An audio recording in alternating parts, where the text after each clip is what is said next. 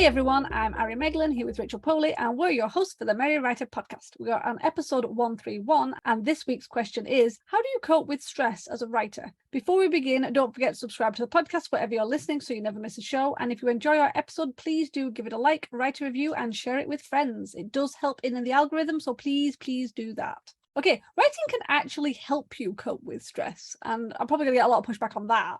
But if you are struggling with stress, writing can help. If you take the time to organize your thoughts and your worries and write them down in detail, answer like what is actually stressing you out, because I think most people who deal with worry and stress, it's like a noise just rattling around in their head because there's so many threads. It's hard to kind of think about it, but if you sit down and kind of take one thread at a time and you write it down, don't leave the worries in your head, get them on paper, get them on a screen. I think that can help. I think rearranging them, like what is the biggest cause of stress, and put that at the top and work down. I definitely do believe that helps. As I said, most stress seems to be this big, massive ball of twine. And because we're also procrastinators, we have a habit of, we might be worrying about lots of things and we might take the biggest one and kind of push it to the back and then obsessively stress about something that's not actually that bad, but we're using it as a distraction from the bigger stress we should be worrying about. And I think if you take the time to get everything that's in your head and put it down on paper, so it doesn't stay there because it's too messy, you lay it out in detail, it'll give you a clearer view of how to deal with the issue. Problems have solutions. Okay, let's add the caveat. Most problems have solutions. You just have to work through the problem slowly and methodically. And also, if you write it down, if you need to talk to someone, I guarantee it's easier if you have the notes in front of you rather than you just trying to talk to them, because it just comes out as this big spewing crap of nonsense at times. And then the poor person has to work with you to try and figure out what is going on. Whereas if you take the time first, write it all down, put the problems in order, and then either try and work through the problem yourself or look for someone else to help, having the notes and figuring out what the issue is can help. And you'll probably find that if you fix a couple of the stresses, some of the other ones will just vanish because they're usually tied together. But that's just what I've noticed with my own stressy moments, months and months of them. Months and months of stress moments. Geez, I have never heard such truer words in my life before. But I do agree with that. I think writing can really help you cope with whatever stresses are going out. And I already said it very nicely. Whatever's stressing you out, make a list and write down what's bothering you. And just to see it all laid out, just it's a way of venting. Even though you're not necessarily talking to anybody, it is a way of venting and releasing that stress. Even if you don't find any solution right away, but as long as you're aware of it, that can help. For me, I work on non-writing parts of my projects if I get too stressed out with them. I know it sounds backwards, but if I stress out about my writing too much, I take a step back and make lists. Sometimes I make a list of things I need to do for the book, and then I prioritize certain steps and figure out the overall picture of what I want to accomplish. I don't make deadlines in this time though, because then that would just stress me out even more, which is obviously certainly not what we want. But speaking of deadlines, if I'm too stressed with my writing, I take all of my deadlines away. Again, that's another thing that sounds backwards. But if they're self-made and no one else, such as a beta reader or editor, is waiting for the manuscript, then I just scrap all of my deadlines. Usually I do this because I make overachieving deadlines without realizing it, as I'm sure many of us do. And what I mean by that is I tell myself I'm going to edit, say, 1,000 pages in 1 month, which is an exaggeration, but that's how some of my goals feel. I think that I can get so much done in so little time. So that's why if I start becoming too stressed to the point that I stop writing altogether, I delete my deadlines and reevaluate them. And by reevaluating them, I make lists and I work on non-writing parts of my projects, and it's all one big loop. There you go. I like that. Yeah. I think sometimes you're in the stress too much, especially if it's connected to the writing and maybe you're dealing with a giant plot hole, or maybe everything you planned has just crumbled around you and the stress of having to redo it. I remember back in the many times where I would write something and the computer would then eat it and I'd not get it back. You know, all this auto saving bollocks never worked, and then you just lose it. I mean, I once had a PC completely reformat itself and wipe like half a novel. So yeah, and there's nothing you can get past with that.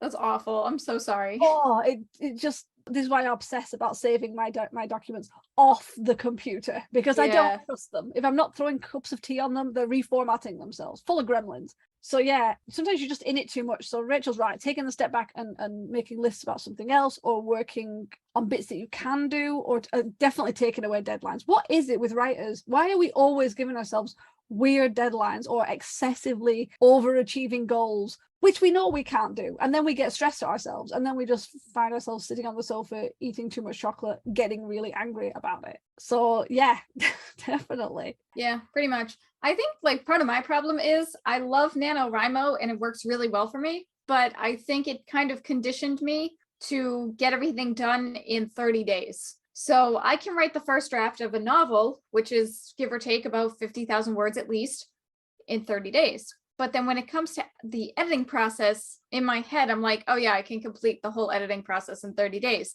Or I can at least edit like one draft of it. And editing takes so much longer than writing. And I don't always realize that, even though I know that deep down. But for some reason, I'm like, oh, I can definitely do it in a month this time. And no, Rachel, you can't. You just can't. It's too much. I'm actually going to tack on to your point something that I just thought of. Sometimes stepping away from it and kind of focusing on other parts of the writing process to kind of take you out of the mega stress is great. And there's another thing you can do, which is do something else and let the back part of your brain churn the story. I'm almost sure that it was Agatha Christie who would like, if she was struggling with her story, would just like put it in the back of her head, and she would be thinking about it while she was washing up and like doing house stuff, and it meant that it just sort of rolled around in like more of the subconscious part of the brain rather than the heavy the heavy conscious part. And by the end of the day, any issues had usually worked themselves out because it'd just been like quietly being worked on. And I think sometimes, again, we're too in it and we're like right in the thick of it, whereas we need to sort of push it to the back and let the back monsters in your head kind of have a bit of a fiddle and unwind things. And yeah, I don't even know if this is going anywhere, but yeah, that's a random thought I thought I'd just throw in. Anyway, let's go segue back into where we should be on the points. So my next point, remember that you're not alone. Most writers are actually friendly. And again, throwing in that caveat because I've met some bad ones, but most writers are friendly. They're quite welcoming. The writing community on the whole in certain places is very helpful. So if you connect with other people and you share your thoughts and your stresses and your worries, talking about it can help. That's why they always say, like, build your own tribe, create a network of writers, support each other. Stress and overwhelm can become worse if you're dealing with it alone. So you can reach out. And let's be honest, if we're stressing about writing, other writers are going through it too. There is nothing in your own head where you're going, oh, I'm the only one who deals with sagging middle syndrome. Or, oh my God, I've got the biggest plot hole. I bet nobody ever does this. Of course they do. Just because social media is showing this perfect image of these writers just writing their thousands and thousands of words a day and doing brilliantly doesn't mean that they're not having these awful times of self-doubt and stress and worry and overwhelm that you're just not seeing. And I guarantee if you reach out and just explain the situation, either put it on an open post or reach out to a few writer friends that you know and just ask for help, most people would love to do that, would love to help, would even just talk it out. Or, as I've found in the past, if you just say, yeah, talk to me about it, and you let the other person talk, they usually figure it out as they're talking, and you don't have to do anything. The number of times I've sort of sat there and I'm listening, I'm thinking, yeah, I've got some points, and then this person has had an epiphany, and I've not been needed except as a sounding board. That is all that can be needed sometimes, and honestly, just talking about it can really help. So yeah, don't be afraid to reach out to other writers. I know it's difficult, and I've known a few writers who have said on social media that they don't have any writer friends and they're not connected to anyone. And when we started the game that this podcast connected to, the Merry Writer hashtag that was on Twitter, we had people join the game who were very shy, who had never spoken to other writers and didn't feel like they were part of the community. And the game helped them get into that. And then they started talking to people. So yeah, I do understand it's hard. We're introverts. It's not always easy to talk to people. But if you can just push through that, and just reach out, friendly. You obviously don't reach out with an email that just then dumps every issue on, but just reach out and just test the water if that person would be willing to give you a little bit of their time just to help or to talk about it. I guarantee most people we'll do it. Seriously. Right. I mean, we're all in the same boat. As Ari said, we all have like the same types of stressors, maybe in a different way, but they're all very similar nonetheless. So I'm going to piggyback off of that point and say, find out what other people do when you reach out to these people. As Ari said, you can reach out to these writers because we've all been there, and you can find one or two good writer friends to talk to about your writing, their writing, the creative process, and just anything in general. Be friends. You don't have to just talk about writing, just be friends. Keep each other accountable when it comes to writing and also when it comes to taking breaks. If you have the time, meet with them on a regular basis, and it can just help you get out of certain funks, but it can also help you stay on track. I'm going to expose Ari and me right now, and we meet at least once a week for the podcast. And there have been times where we've gotten nothing done on the podcast because we've ended up talking about our own writing, and we've been venting about problems that we have, or just saying, oh, I'm not getting anything done. We've tried keeping each other accountable. We had writer charts, like sticker charts at one point. Didn't last very long. It only lasted like 2 or 3 months, I think, because I think one of us got sick. So we ended up missing a few weeks, and then we just fell off the wagon with it. But do stuff like that, like build a relationship with another writer or 2 writers, or find a group. It can be a local writers group, or it can be a virtual writers group. Just find your people. And it'll all come together at some point. You'll still struggle. Everybody will still struggle. It's not an overnight fix. It's not an easy fix, but just having that community and the camaraderie is pretty good, and it's worth it. Even though we're all introverts and we don't like talking to people, but it's worth it.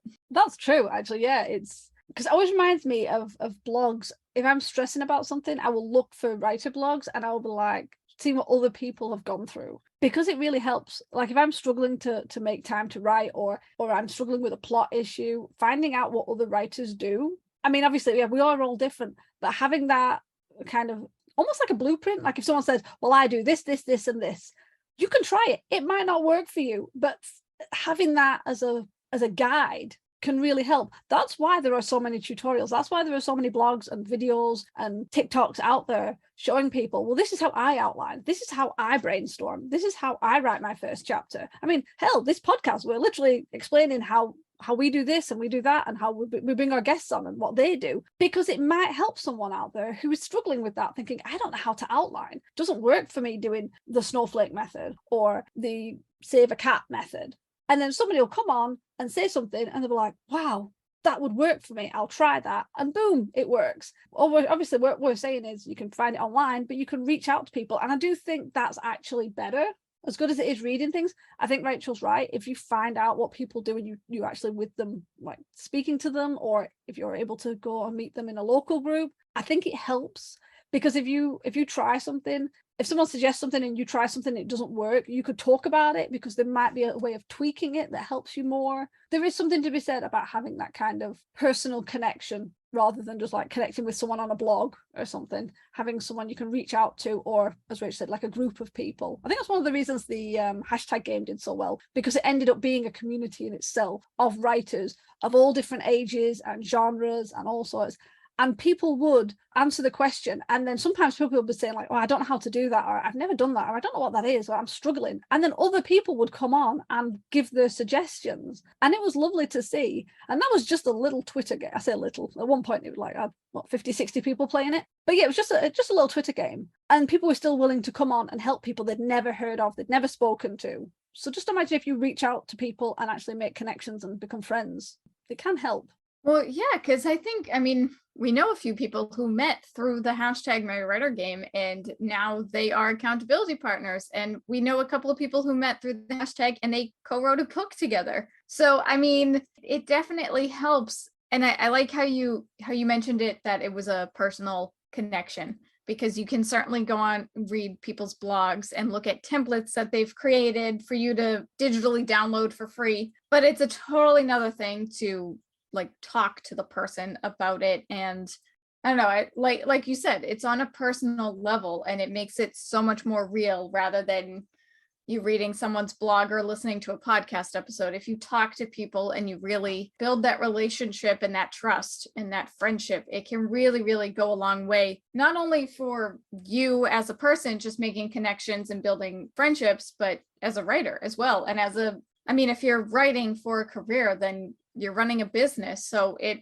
really helps boost you, because once you get past those hurdles, then those same people will help you market and help boost your book when you self-publish it and things like that. I mean, they're in it for the long haul, just as you are. Yeah, I agree 100%.